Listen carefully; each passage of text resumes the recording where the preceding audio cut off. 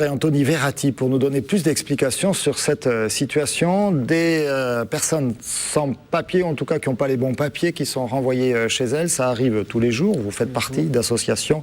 On a vu les gens de la CIMAD ce matin. Pourquoi une mobilisation plus forte sur ce dossier-là, sur Adil? Bien parce qu'Adil représente toutes les situations un peu que l'on peut rencontrer, de par l'illogisme de cette situation, à savoir qu'Adil a été accueilli en France à l'âge de 16 ans en tant qu'enfant isolé étranger, donc c'est un statut reconnu, qu'il a ensuite, on lui a donné les billes pour son intégration avec un contrat jeune majeur, avec le Conseil général.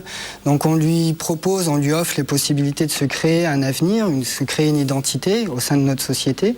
Et maintenant, on lui reproche que la voie qu'il a choisie n'est pas celle qui est reconnue officiellement, à savoir que l'intermittence du spectacle pour la préfecture ne correspond pas à un métier le régime classique, voilà, des artistes et musiciens. C'est ça.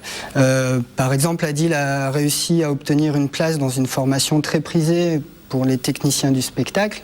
Donc pour cette place, il lui faut un titre de séjour, mais la préfecture ne reconnaît pas cette voie comme étant valable et refuse de lui donner un titre de séjour. Donc là, c'est tout un projet de vie d'une personne qu'on bloque pour des raisons administratives.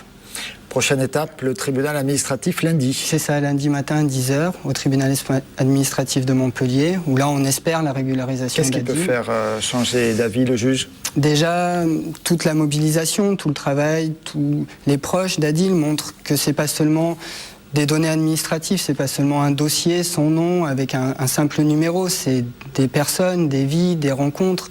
On parle de mixité, de culture, d'échange, qui sont les bases de notre société française.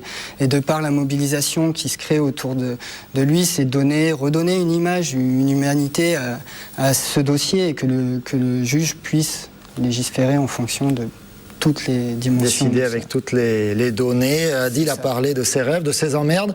On peut parler de ses amours aussi, il est amoureux. De ses amours, oui, il est amoureux depuis, je crois, 2 ans maintenant d'une Française.